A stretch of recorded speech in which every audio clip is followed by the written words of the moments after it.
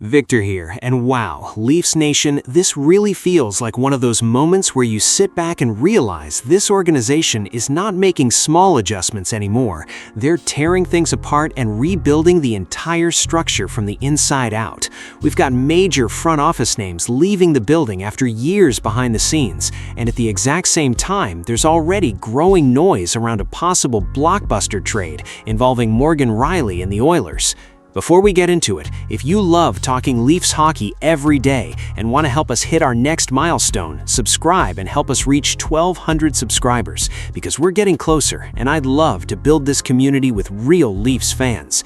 Because today isn't just about one roster move or one executive leaving.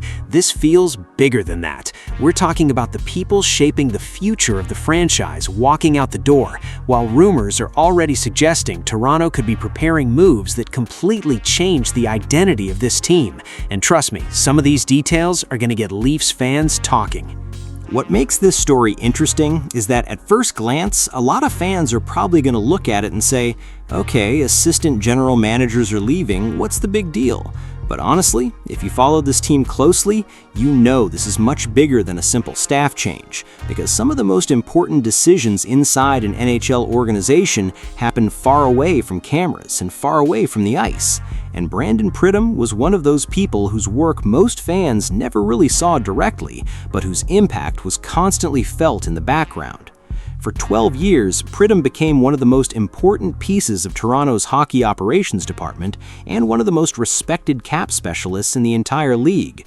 Whenever the Leafs were trying to make contracts fit, trying to balance star salaries, trying to create flexibility around Austin Matthews, Mitch Marner, William Nylander, and John Tavares, his fingerprints were usually somewhere in the process.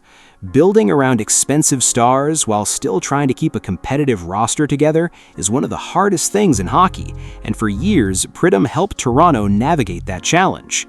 And let's be honest, during the Matthews era, this organization lived in a constant battle against the salary cap. Every summer, it felt like fans were trying to figure out who could stay, who had to leave, where the money was coming from, and somehow Toronto usually found ways to make things work. That doesn't happen by accident. Behind every roster move, every extension, and every difficult decision, there are people sitting in offices solving problems that most fans never even think about. Then you add Derek Clancy leaving too, and suddenly this no longer feels like one departure. It starts feeling like the beginning of a complete organizational reset. Chaika isn't walking into Toronto and simply rearranging chairs around the room. He's building his own structure from the ground up, and that becomes pretty obvious when respected people who have been around for years begin moving out. I think that's where fans are going to be split on this situation. On one side, there are people saying this is exactly what needed to happen because the Leafs missed the playoffs, expectations collapsed, and if you want different results, you eventually have to make difficult decisions. You can't keep everything exactly the same and expect the outcome to magically change. There's logic behind that thinking. But on the other side, there's also reason to feel a little uneasy because Brandon Pridham wasn't viewed around the league as just another executive. He interviewed for general manager positions in recent years and was regularly considered one of hockey's brightest front office minds. When somebody with that reputation walks out of your building, fans naturally start wondering whether you're losing valuable experience and knowledge. Personally, I think what we're seeing right now is Chaika making it very clear that he wants complete alignment throughout the organization. He probably wants people around him who fit exactly how he sees this team being built over the next several years, because after what happened this season, partial changes probably weren't going to be enough. Toronto didn't just disappoint this year, they completely fell below expectations. Missing the playoffs after years of being considered a contender creates the kind of pressure that forces organizations to rethink almost everything.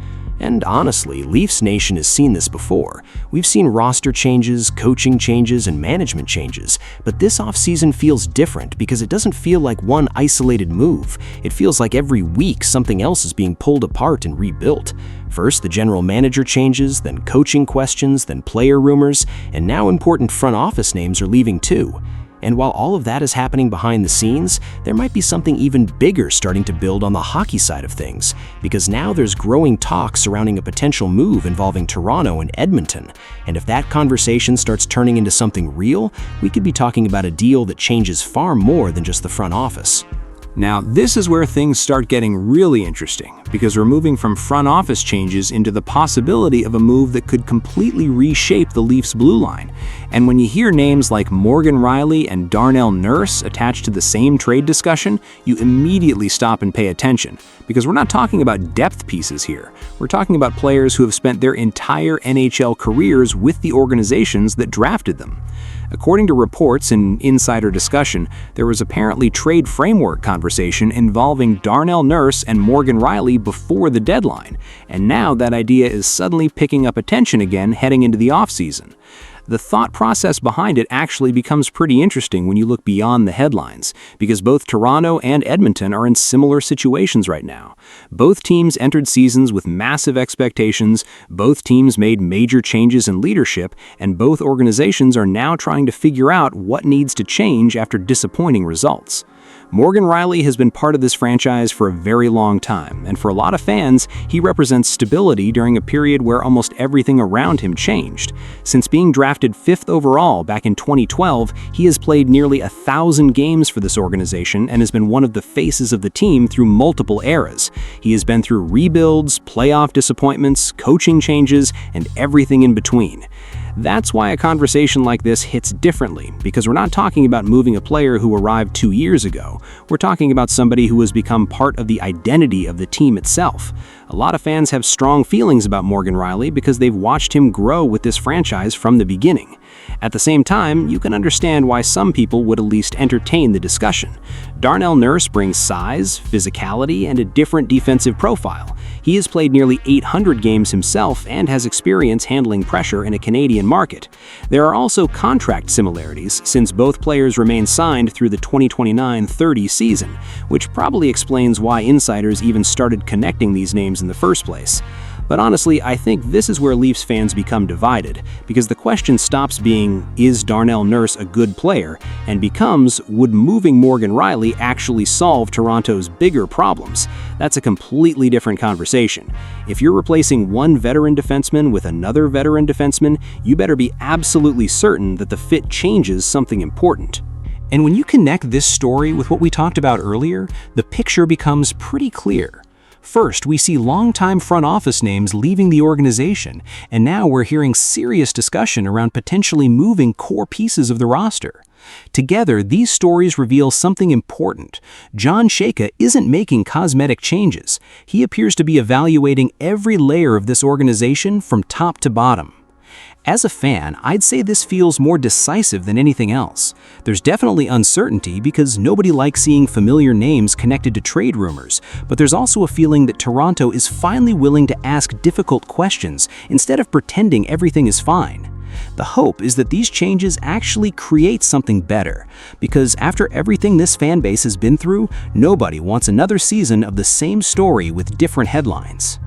And when you really step back and look at this entire situation, this isn't just another off-season headline cycle where Leafs fans sit around debating rumors for fun. These are the kinds of decisions that genuinely shape what the next few years of this franchise are going to look like. You're seeing major names leave the front office. You're hearing conversations around core players and possible blockbuster moves. And for the first time in a while, it feels like this organization is willing to seriously challenge its own identity instead of simply running back the same formula again. As a fan, I think that's where the emotions become mixed, because change is exciting, but change also comes with risk. Nobody wants to see Toronto make massive moves just for the sake of making headlines, but at the same time, nobody wants another season where we sit here months later having the exact same conversations about missed opportunities and unanswered questions. If Chayka and this front office are making these moves, then they need to have a real plan behind it, because this fan base has waited long enough. There's still reason for hope, though, because for the first time in a while, it feels like the Leafs aren't pretending that small adjustments will magically solve bigger problems. This feels like a franchise standing at a crossroads, and as fans, all we can ask for is courage, smart decisions, and a team that finally learns from its mistakes. Now, I want to hear from you guys. Would you make that trade if you were running the Leafs? And how far would you go to reshape this roster? Drop your thoughts in the comments, because I know Leafs Nation is going to have some strong opinions on this one. And if you're enjoying the content and hanging out with us here every day talking Leafs hockey, hit that like button and subscribe, because we're getting really close to 1,400 subscribers. Help us hit that mark and become part of this community, because we've got a massive off-season ahead. And trust me, things are just getting started.